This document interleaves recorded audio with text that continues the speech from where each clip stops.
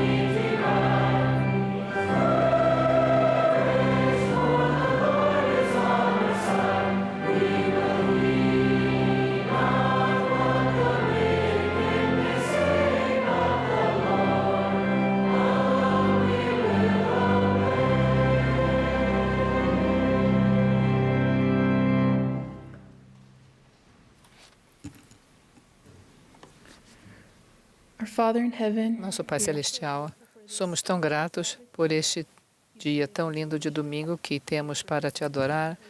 Somos gratos pela oportunidade que temos de nos reunir como jovens adultos solteiros e pela preparação que o presidente e a irmã Oaks colocaram nesta apresentação. Pedimos que estejas conosco para que sejamos edificados e que possamos responder aos sussurros do Espírito. E oramos por essas coisas em nome de Jesus Cristo. Amém.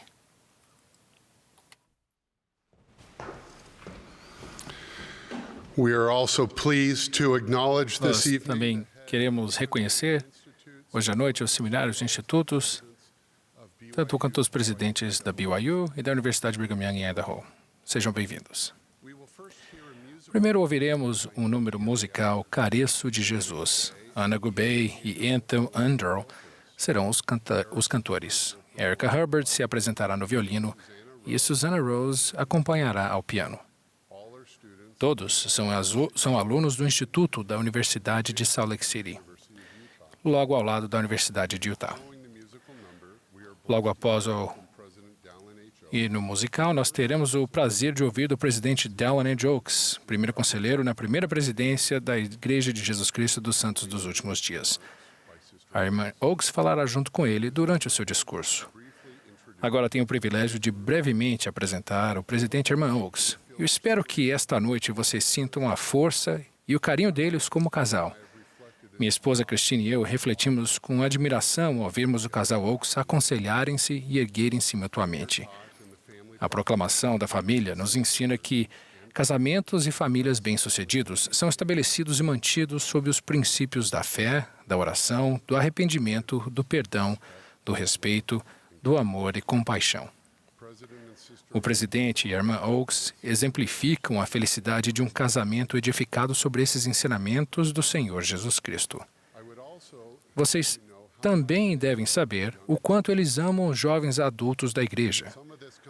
Parte disso vem da época do presidente Oaks como presidente da Universidade Brigham Young.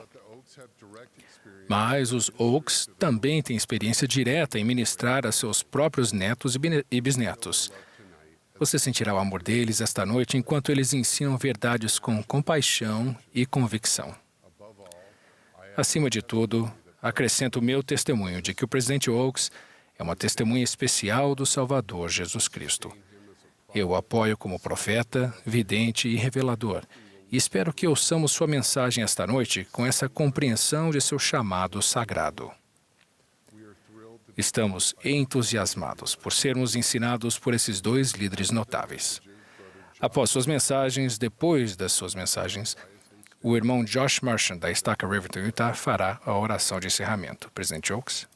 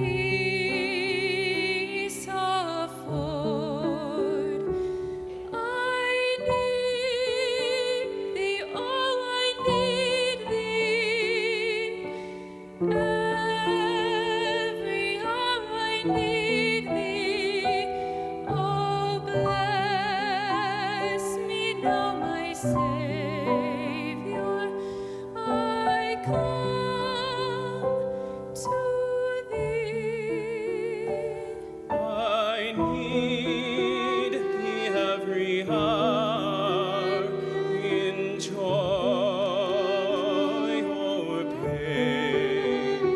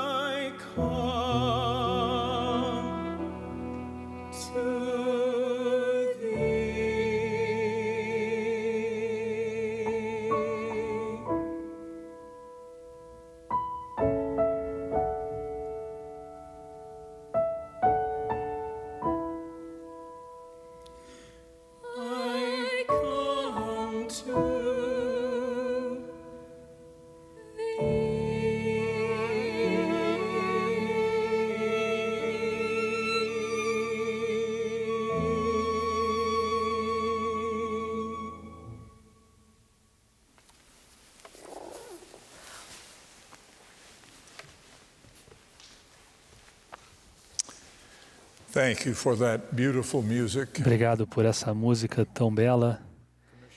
E obrigado ao comissário Gilbert pela essa apresentação tão amorosa. Queridos jovens adultos, inclusive aqueles que em breve se formarão no ensino médio.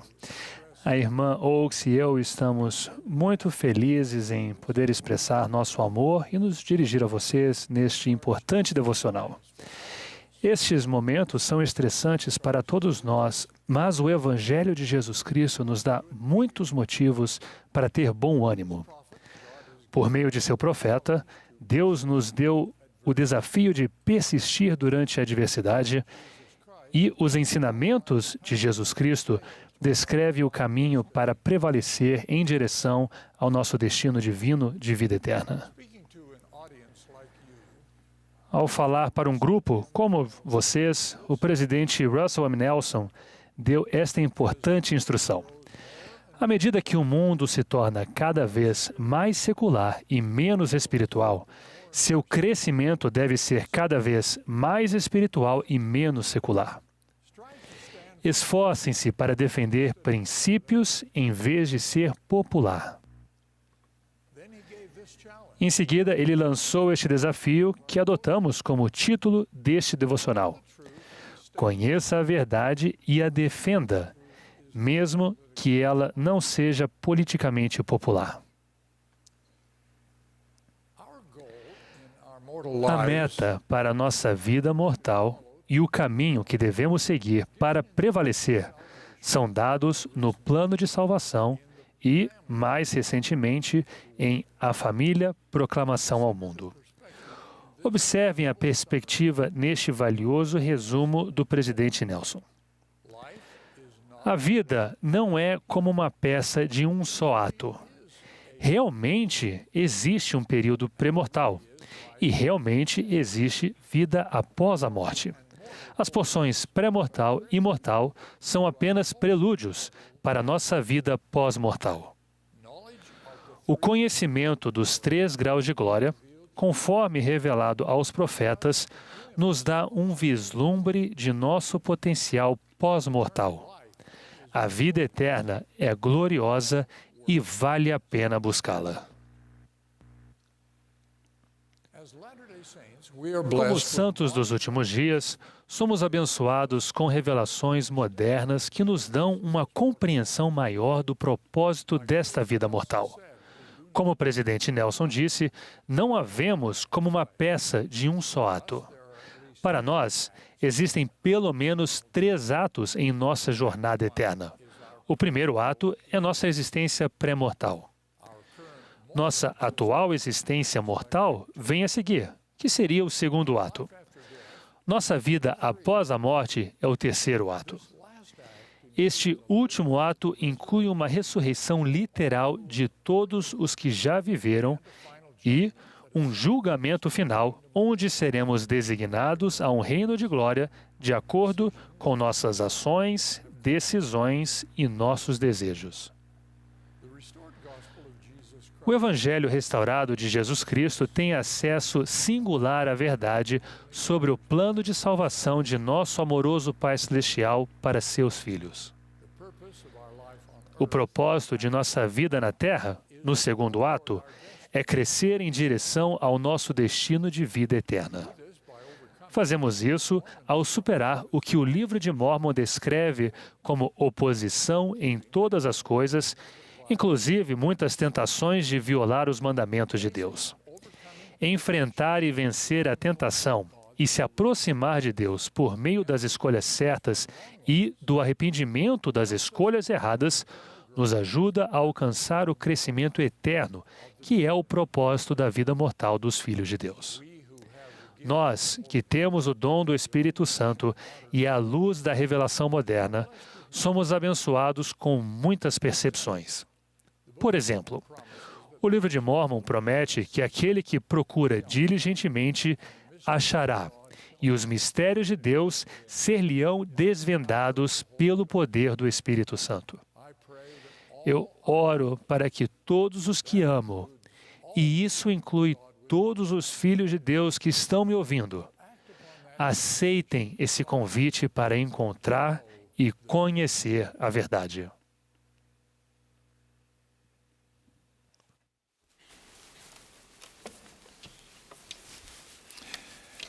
The first truth A concerns primeira marriage. verdade diz respeito ao casamento. O casamento é fundamental para o propósito da vida mortal e o que se segue. Somos filhos de um amoroso Pai Celestial que nos criou com a capacidade de seguir seu mandamento de multiplicar e encher a terra. Esse poder de criação é um dos dons mais preciosos que temos na vida mortal. Mas o ponto central desse dom é a lei da castidade, o mandamento de que nossos poderes de procriação sejam expressos apenas no casamento entre um homem e uma mulher.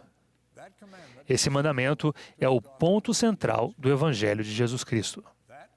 Essa realidade explica por que temos valores diferentes e nos abstemos de certos comportamentos que parecem comuns entre muitos ao nosso redor.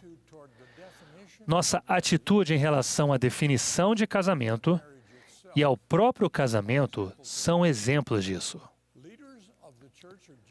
Os líderes da Igreja de Jesus Cristo estão particularmente preocupados com as recentes mudanças na natureza e extensão do casamento nos Estados Unidos. Isso inclui a crescente tendência dos cidadãos americanos, incluindo alguns jovens dignos membros da Igreja, de adiar o casamento.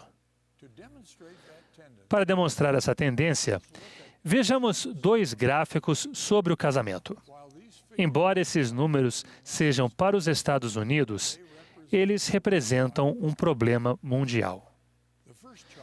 Este primeiro gráfico mostra a redução significativa na porcentagem de cidadãos nos Estados Unidos que já foram casados. Nos últimos 30 anos, esse percentual cai de 8% a 9%, tanto para homens quanto para mulheres. O casamento está claramente em declínio nos Estados Unidos. Este segundo gráfico mostra um aumento na idade de casamento de jovens membros da Igreja. Isso retrata a idade média dos homens e mulheres membros da Igreja na época de seu primeiro casamento nos últimos 25 anos. Ele mostra um aumento de cerca de 5 anos para homens e mulheres com 20 e poucos anos. Pense no que os jovens adultos membros da Igreja perdem quando seus casamentos são intencionalmente adiados por um período significativo. Oportunidades perdidas e bênçãos adiadas. Isso significa atrasos no importante crescimento pessoal que ocorre no relacionamento entre marido e mulher, crescimento em qualidades como sacrifício e humildade. Significa menos oportunidades de trabalhar juntos para edificar o reino de Deus. Mais importante ainda, significa menos crianças nascidas para acelerar o progresso do reino de Deus na Terra. Vocês sabem de tudo isso e precisam entender que seus líderes compreendem que muitos de nossos solteiros não estão se casando mais cedo por motivos que estão além de seu controle. Falarei mais sobre isso mais tarde. Kristen, quais são seus sentimentos sobre isso? Ok. Na verdade, o casamento é uma dádiva. O casamento não apenas nos dá a oportunidade de ter mais filhos, mas também nos incentiva a começar uma jornada de crescimento um com o outro. Aprendemos a sacrificar e servir de outras maneiras. Quando eu era solteira, eu sempre buscava oportunidades para servir. Todas as noites no jantar, meu projeto de serviço está bem na minha frente. É verdade. Aprendo como amar mais e ajudar meu marido. Tenho um amigo para rir e chorar. Tenho um advogado, professor e líder de torcida nato que, por sua vez, me ajuda. O casamento é uma oportunidade intrínseca de aprender comunicação e perspectiva. Quero que saibam que a vida se torna muito melhor quando o nosso casamento se conecta a algo maior do que nós mesmos e quando estamos mais próximos do nosso Salvador. É isso que queremos para todos vocês também. Na peça Os Miseráveis, há uma fala que diz: amar outra pessoa é ver a face de Deus. Em nenhum lugar isso acontece melhor do que no casamento. Em termos seculares, adiar os filhos, mesmo sua desvalorização significativa, é evidente na tendência que acabamos de relatar em uma respeitada pesquisa nacional, na qual mostra que a importância de ter filhos para os adultos caiu nos últimos 25 anos de 66% para 33%. Kristen e eu pensamos no significado dessa desvalorização nacional da importância das crianças para a igreja quando a irmã de Kristen relatou um comentário de seu filho. Enquanto liam a revista Meu Amigo juntos e olhavam para uma gravura de Jesus, ela ficou intrigada com o Salvador convidando as crianças a virem a ele. Anders, de 4 anos, respondeu com esta explicação inspirada: você não entendeu? Jesus ama crianças. Lembre-se de que um Pai Celestial amoroso tem um plano para seus jovens adultos e parte desse plano é o casamento e os filhos. Agora, só por diversão, queremos compartilhar o que certa vez ensinamos sobre namorar e sair juntos. Aqui está um vídeo sobre o que eu disse em 2005, quando os jovens adultos mais velhos que estão aqui hoje tinham apenas 12 anos de idade. E o resto de vocês eram apenas crianças ou nem sequer tinham nascido. Por muitos anos, a igreja aconselhou nossos jovens a não namorarem antes dos 16 anos. Talvez alguns jovens adultos, especialmente homens, tenham levado esse sábio conselho ao extremo e determinado a não namorar antes dos 26 ou até talvez aos 36. Agora, convido vocês a voltarem comigo e verem este vídeo de 2005. Homens, se vocês voltaram de sua missão e ainda seguem os padrões de menino e menina que foram aconselhados a seguir quando tinham 15 anos, é hora de crescerem.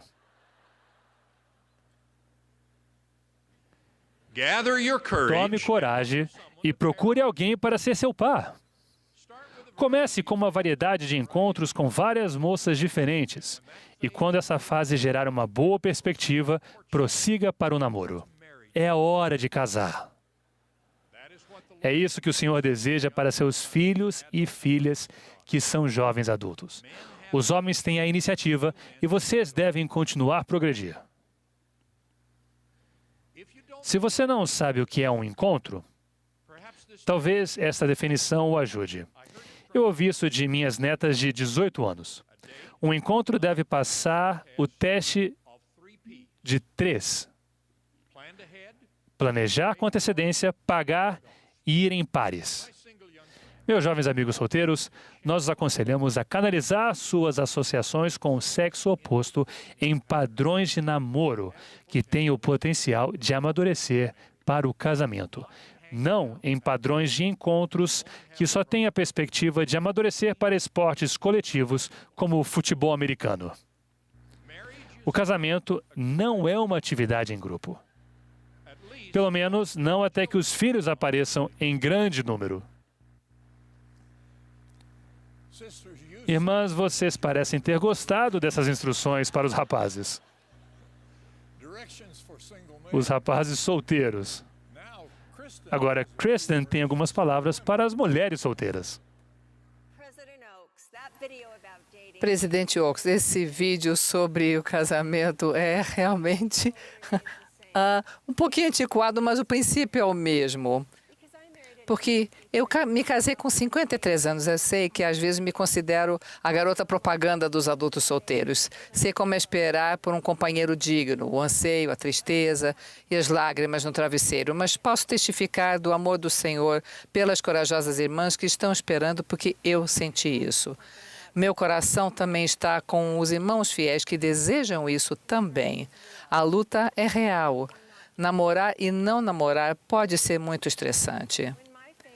Quando sua fé e seu futuro parecerem desafiadores, quando se perguntar por que a vida parece tão difícil quando você está fazendo o possível para viver o Evangelho, às vezes a gente diz que parece que está fazendo alguma coisa errada. Eu devo estar fazendo alguma coisa errada. A irmã Michelle Craig disse o seguinte: lembre-se de que o Senhor não nos disse que não passaríamos por provações. As provações não significam que o plano está falhando. O plano inclui o crescimento e tem como objetivo nos ajudar a buscar a Deus. E Ele é o seu conforto. Se vocês estão perdendo tempo esperando por uma perspectiva de casamento, parem de esperar e comecem a se preparar. Prepare-se para a vida, por meio da educação, experiência e do planejamento. Não esperem que a felicidade seja imposta a vocês. Procurem oportunidades de serviço e aprendizado. Mais importante ainda, confiem no Senhor, invocando diariamente o nome dEle e permanecendo fiéis na fé naquilo que está por vir. Prometo que, ao fazerem isso, a felicidade virá até vocês. Kristen deu a vocês, irmãs, alguns conselhos valiosos. Seu conselho não é antiquado. Na verdade, meu conselho para homens solteiros também não é antiquado. Os líderes da Igreja de Jesus Cristo estão tão preocupados com o casamento quanto estávamos há 20 anos atrás. Nossa preocupação inclui as causas, como a escassez de casas que os jovens podem comprar e as crescentes dívidas estudantis. Como vocês, jovens adultos, sabem muito bem, vocês não são a causa dessas circunstâncias, mas são suas vítimas. Então, o que fazer? Sigam adiante com fé e façam o melhor que puder na circunstância do mercado imobiliário menos favoráveis de que eu e seus avós tivemos em nossos anos. E, principalmente, trabalhem, se esforcem para minimizar suas dívidas. No plano de Deus, podemos ter tudo, mas não na sequência que o mundo parece ditar. Queremos ajudá-los lembrando que o plano de Deus e dos exemplos dignos de nossos ancestrais. Nossos pioneiros deixaram suas casas e pertences para trazer suas famílias para a segurança espiritual nas montanhas do Oeste. Hoje, exortamos vocês a não deixarem a segurança espiritual e familiar para obterem bens materiais.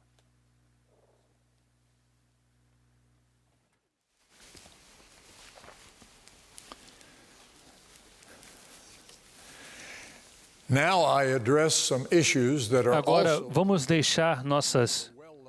vamos compartilhar as preocupações que temos com vocês, jovens que estão terminando o ensino médio. Em todo o país, seus colegas sofrem de ansiedade, estão vulneráveis a drogas, viciados nas redes sociais e procuram aconselhamento em números recordes. Vocês são afetados por essas influências, mas para vocês, as boas notícias superam tudo isso. Vocês sabem que são filhos de Deus, uma herança exclusivamente divina. Deus os ama.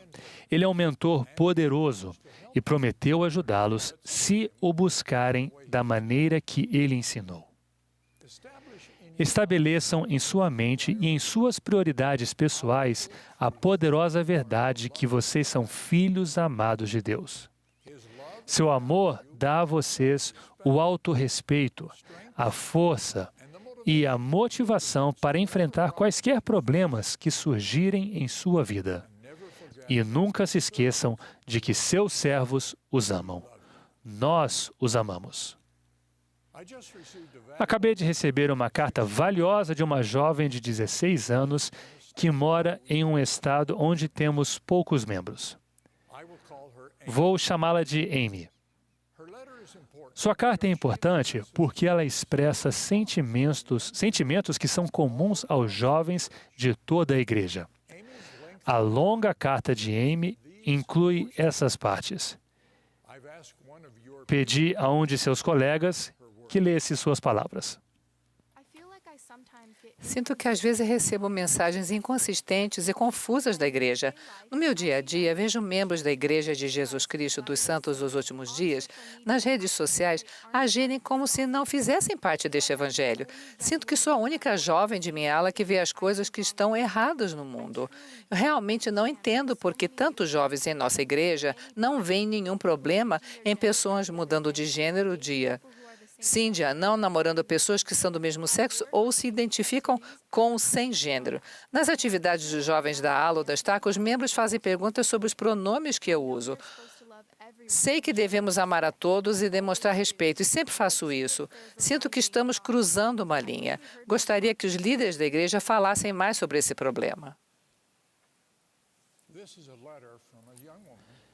Esta é uma carta de uma jovem que tem mais ou menos a idade dos jovens do ensino médio mais velhos aqui. Por que essa carta me afetou tanto? Porque ela quer fazer o que é certo, mas se sente cercada por valores e comportamentos que considera errados e não sabe o que fazer a respeito. Ela quer defender a verdade, mas não sabe como fazê-lo com amor. Em um devocional para jovens adultos no Ensign College, o elder Clark G. Gilbert e eu descrevemos esse desafio de permanecermos firmes com amor enquanto proclamamos a verdade. Ainda podemos amar os outros e encontrar um denominador comum sem comprometer as verdades que conhecemos.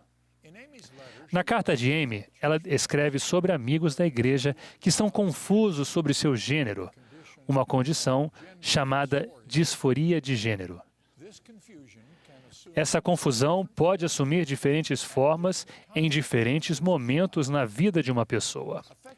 As pessoas afetadas e os membros da família devem, portanto, ter uma visão de longo prazo e procurar confiar e agir de acordo com os princípios eternos.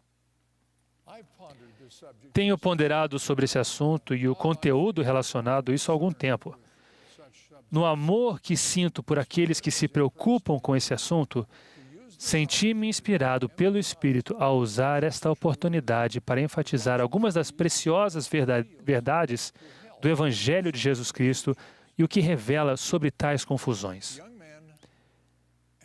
Rapazes e moças, os líderes da igreja e professores da igreja do seminário e do instituto e seus pais têm a responsabilidade e a inspiração de ensinar a vocês as verdades do Evangelho restaurado de Jesus Cristo.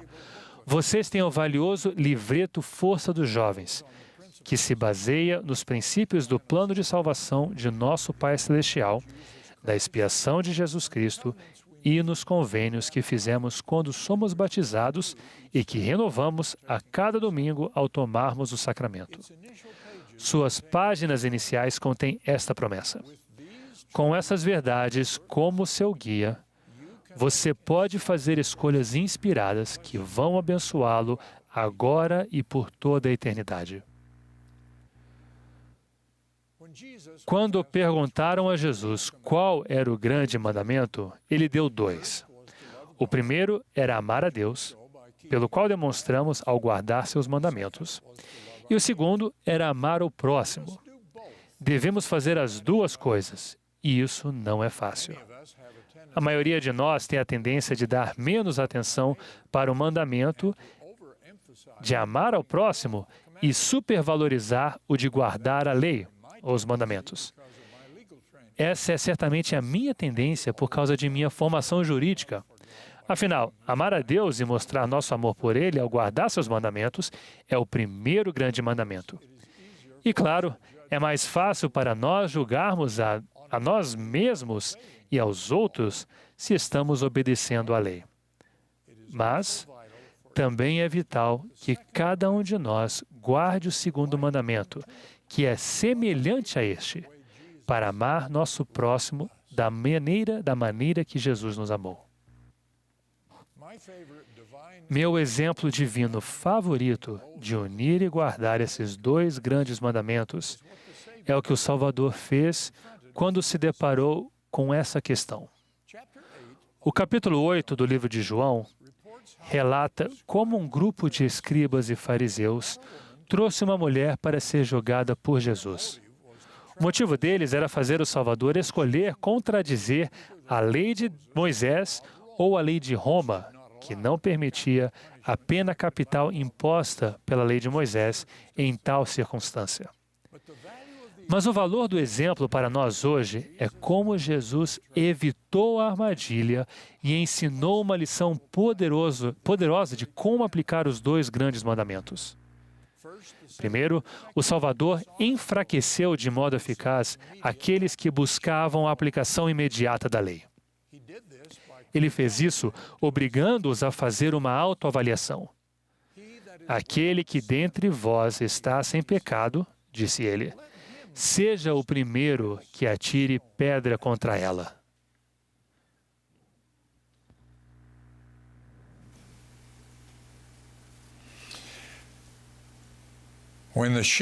Quando a multidão envergonhada partiu, o Salvador aplicou o poder do amor. Ele misericordiamente se recusou a condenar a mulher, e esse ato amoroso a elevou para uma nova vida.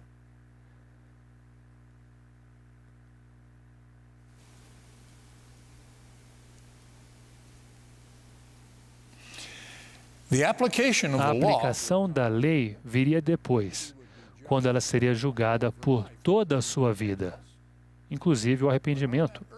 Mas naquela ocasião, o Salvador estendeu o amor e a misericórdia ao abster-se de condenar e depois confirmou a lei dizendo, vai-te e não peques mais. A necessidade de unir e aplicar a lei e o amor com equilíbrio e tempo inspirados está sempre presente. O Elder Christofferson nos lembrou que colocar o primeiro mandamento em primeiro lugar não diminui nem limita a nossa capacidade de guardar o segundo mandamento. Pelo contrário, ele o amplia e fortalece. O amor a Deus eleva a nossa capacidade de amar os outros, porque, em essência, trabalhamos em parceria com Deus para cuidarmos de seus filhos. Considerem essas duas expressões. Uma de um orador recente na BYU e a outra em um discurso de uma autoridade geral. Toda a obra do plano de salvação, culminando no grande sacrifício expiatório do Senhor Jesus Cristo, permite que nos tornemos seres de amor na forma mais profunda de conexão com os outros. Isso nos ensina que os mandamentos e toda a orientação profética, inclusive as preciosas verdades da proclamação sobre a família, devem nos guiar nos caminhos de Deus para que possamos nos tornar seres de amor. E agora, o outro discurso. Tentar agradar aos outros antes de agradar a Deus é inverter os dois primeiros grandes mandamentos. É esquecer-se de que lado está. Mas, ainda assim, todos já cometemos esse erro por temor aos homens. O Salvador, nosso grande exemplo, sempre esteve do lado de seu Pai. Ele amou e serviu ao próximo, mas disse, eu não recebo glória dos homens.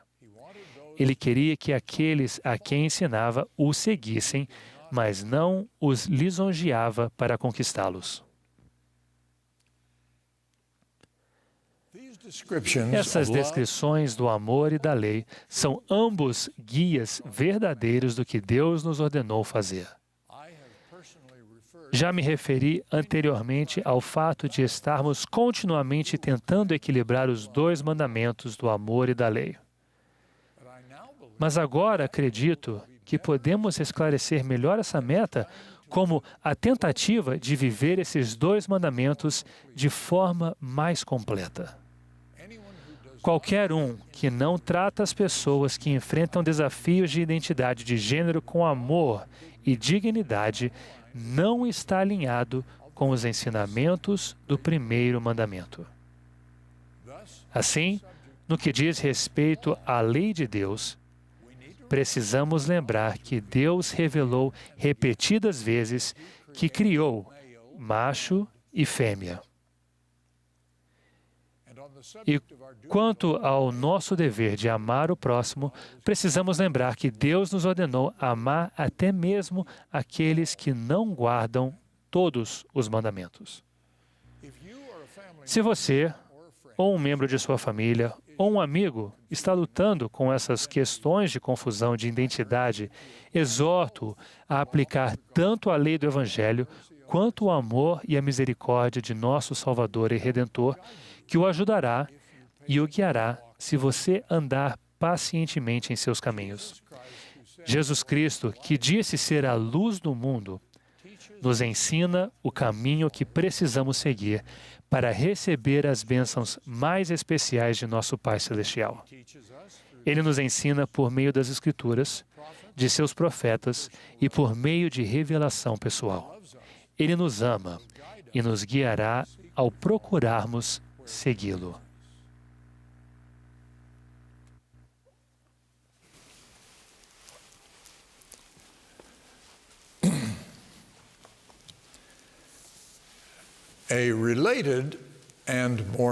Uma questão que está relacionada e que é mais familiar é o sentimento de atração romântica por pessoas do mesmo sexo. É claro que, se não forem postas em prática, tais atrações não são pecados. Mas como lidamos com tais sentimentos em nós mesmos ou nos outros? Meu primeiro conselho é lembrar que, quaisquer que sejam nossas próprias variações na diversidade das criações de nosso Pai Celestial, Ele ama a todos nós e tem lugar para todos em seu plano perfeito de felicidade. Demonstramos nosso amor por Ele ao guardar seus mandamentos, inclusive o amor por seus filhos.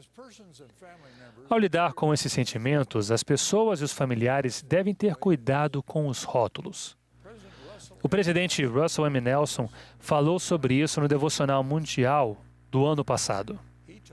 Ele ensinou que rotular é universalmente limitante porque divide e restringe a maneira como as pessoas pensam sobre si mesmas e sobre os outros.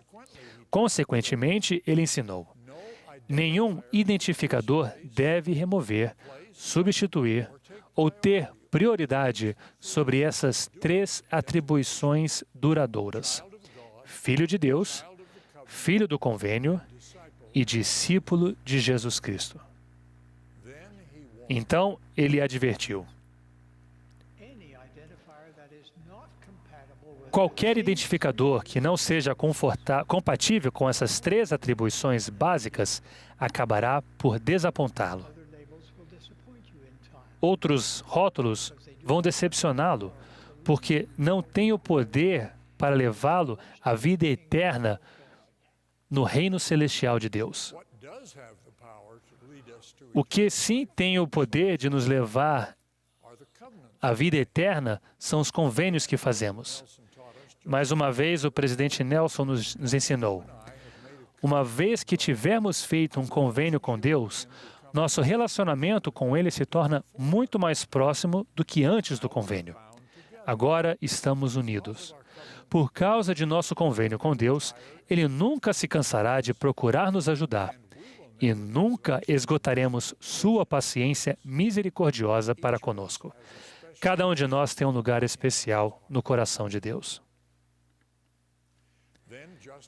Então, apenas alguns meses atrás, o presidente Nelson novamente nos lembrou que fazer e guardar convênios, na verdade, torna a vida mais fácil.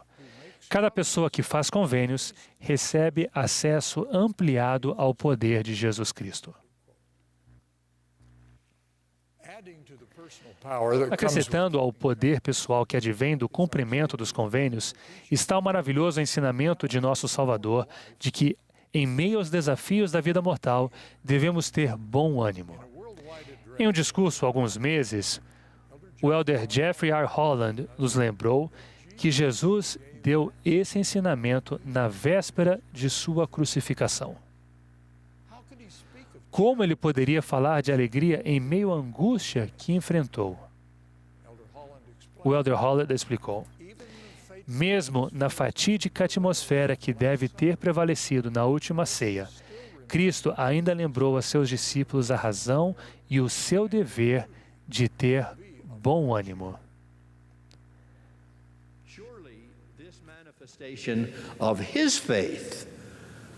Certamente essa manifestação de sua fé, de sua esperança e caridade veio porque ele conhece o fim da história. Ele sabe que a justiça prevalece no final das contas. Ele sabe que a luz sempre vence as trevas, para sempre e sempre e sempre.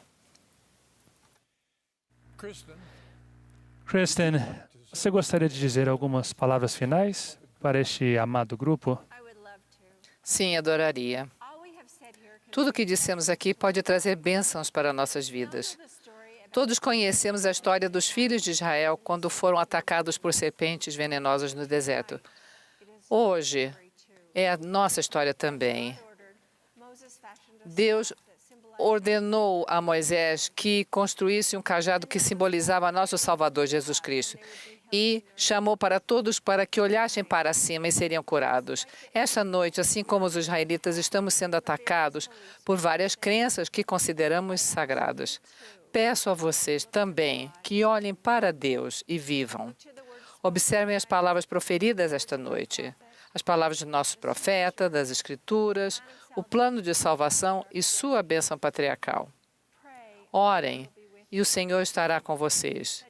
Isso não significa que nenhum de nós sairá ileso, mas significa que não estaremos sozinhos e seguiremos adiante guiados e protegidos do mal ao nosso redor.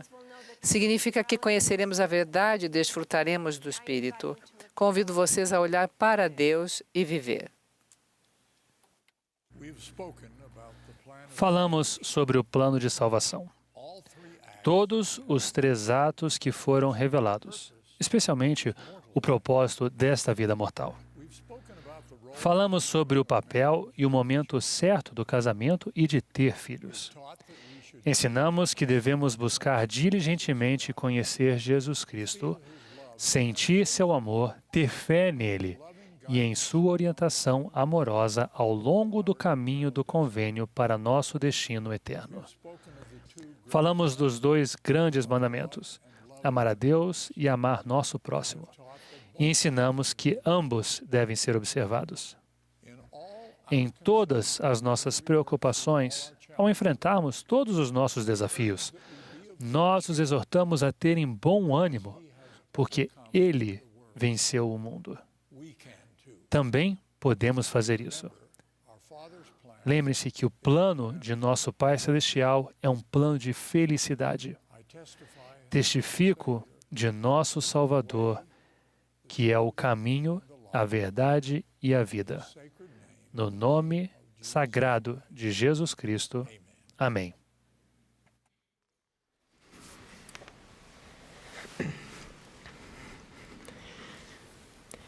Our dear, kind and gracious Heavenly Nosso Father, querido e amado Pai Celestial, somos-te gratos por esse privilégio sagrado de ouvir os conselhos do presidente e irmã Oaks.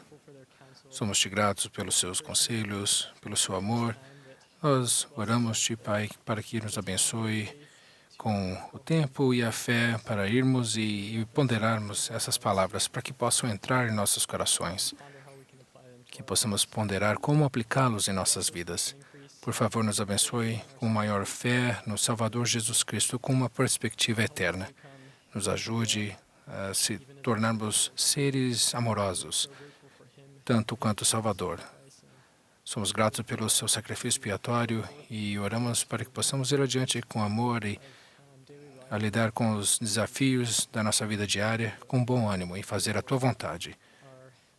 E oramos pelos nossos irmãos, irmãs e amigos e parentes que tenham esse tipo de desafio neste momento para que possam ter a ajuda celestial. Nós te amamos, Pai Celestial, e te agradecemos pelo sacrifício, pelo privilégio sagrado das palavras que ouvimos hoje à noite. E isso fazemos em nome de Jesus Cristo. Amém.